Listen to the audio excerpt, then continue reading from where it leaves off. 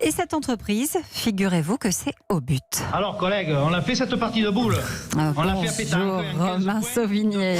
Bonjour Raphaël. Vous êtes le directeur général d'Au But, la boule Au But, toujours dans la même famille d'ailleurs, puisque c'est votre arrière-grand-père, je crois, et votre grand-père qui, au départ, travaillait pour Peugeot sur des modèles de porte-bagages, pour les mobylettes, on appelait ça comme ça à l'époque. Et ils ont eu l'idée de changer un peu leur métier parce qu'ils avaient un peu moins de travail. Exactement, c'est tout à fait ça. Mon arrière-grand-père était entrepreneur dans la métallurgie et avec ses deux fils, donc mon grand-père et mon grand-oncle. Et petit à petit, ils ont eu la sous-traitance, ils étaient sous-traitants pour la marque Peugeot, pour divers accessoires, mobylettes ou vélos. Et ils se sont retrouvés avec un peu moins d'activité, donc ils sont retournés vers un sport, à l'époque sport et jeu, plutôt, qui était la pétanque. Ils ont vu la pétanque se développer depuis 1908 à La Ciotat exactement, jusque dans les années 50-55, et c'est dans les années 55 qu'ils ont créé la marque La Boule Au But pour lancer une nouvelle aventure avec le souhait d'avoir un produit dont ils soient maîtres de A à Z dans la fabrication et dans la distribution. C'est pas simple, parce qu'il y a déjà de la concurrence en face. Il y a notamment JB, qui est leur principal concurrent quand ils se lancent. Comment est-ce qu'ils font pour se mettre sur le marché? Ils inventent un produit un peu différent ou ils font un peu la même chose? Alors, malheureusement, en termes de technologie, c'était vraiment les deux mêmes process de fabrication. Oui, deux coques de métal soudées. Voilà, une boule reste une boule. Il y a des difficultés à avoir une différenciation vraiment physique, mais il y avait une course en avant sur les innovations, sur la technologie industrielle, qui a fait que dans le même village, à Saint-Monnet-le-Château, dans la Loire, la marque JB et la marque Au But ont vraiment fait une sorte de guerre, alors une guerre non, peut-être pas le mot, mais une concurrence vraiment assez rude pendant plusieurs années. Et en fait, la marque Au But, mon grand-père, mon grand-oncle ont vraiment œuvré pour l'image de marque. Et j'ai une anecdote là-dessus, puisque à un moment donné, la prononciation de la marque La Boule Au But, c'était plutôt Au But. Il n'y avait pas la prononciation du T. Et c'est à Europe 1, avec Pierre Bellemare, lors d'une annonce publicitaire, qu'il a nommé La Boule Au But, OBUT. Et incroyable. Du coup, ça a été un petit peu notre slogan par la suite. C'est grâce à Europe 1. Et Pierre Bellemare, voilà. C'était un joli clin d'œil pour Europe 1, avec qui on a souvent eu des publicités avec vous. Oui, alors justement, la publicité, c'est le truc de votre grand-père. Il s'attaque à la marque.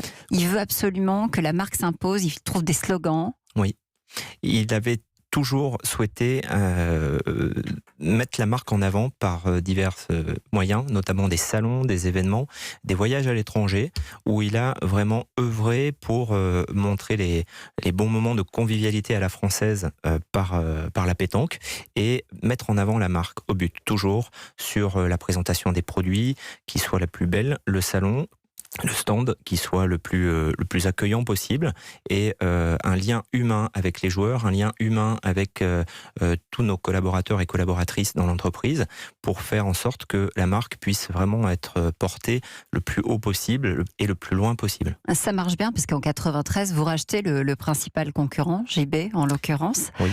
Aujourd'hui, vous et la Boule Bleue, vous êtes les principaux fournisseurs pour tous ceux qui aiment la pétanque. Alors chez moi, on ne dit pas la pétanque, je suis du Sud, mais on dit on joue aux boules. Oui, tout à fait.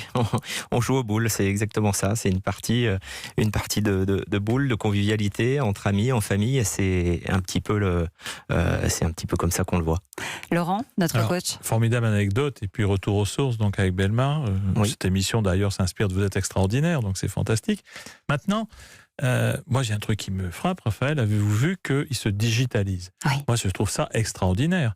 C'est-à-dire que c'est de la balistique, on a bien compris. Maintenant, c'est de la balistique digitale. Expliquez-nous ça, c'est fantastique. Avec un smartphone, on peut tracer les trajectoires comme au golf. Là, Alors, on se digitalise un petit peu pour le côté mesure. Il y a le côté théâtral de la partie de boule, où on va mesurer avec les pieds, on va mesurer avec une brindille, et on a voulu apporter par de la digitalisation justement de la mesure pour être vraiment sur de la précision. Il y en a qui y croient, d'autres qui y croient moins, et d'autres qui veulent rester sur le traditionnel double mètre pour la mesure. Mais ce côté digital, nous, on en a besoin. Et ça calcule, par exemple, la vitesse de lancer, de l'atterrissage de la boule vers le cochonnet. On est principalement sur un outil de mesure. D'accord. Voilà. Après, pour le côté vitesse statistique, on est plutôt sur des championnats tels que les Masters de pétanque, qui ont justement des petits algorithmes avec les caméras Superloop qui permettent d'avoir quelques statistiques de tir, de points, de vitesse. Il y a l'innovation et puis il y a aussi ce que vous voulez faire pour les enfants. Je voudrais qu'on en dise un mot avant de se quitter parce que c'est important. Vous voulez qu'on joue à la pétanque, que les petits apprennent à jouer. Vous avez développé des jeux colorés pour eux. De 3 à 6 ans. Exactement. On souhaite essayer de passer ce cap du relais générationnel. C'est-à-dire que la pétanque, tout le monde connaît, mais tout le monde n'y joue pas. On a la chance d'avoir une belle notoriété, mais notre image de marque, on doit aussi essayer de capter les jeunes générations, de les connecter du moment de smartphone ou, j'allais dire, de télévision, pour les remettre sur des jeux ludiques, de partager un moment avec ses parents, avec ses grands-parents, entre amis, tout simplement. Et ça, on le fait par des jouets en bois et des jeux pour apporter vraiment un côté ludique de la partie en 13 points qui pourrait être un peu ennuyeuse pour les enfants. C'est Au But, l'entreprise qui va bien, 18 millions de chiffre d'affaires l'an dernier, 85 personnes dans l'entreprise. Merci d'être venu nous la présenter. Je vous en prie, merci. Merci à Laurent Choin qui était notre coach, Elisabeth Céline. À demain.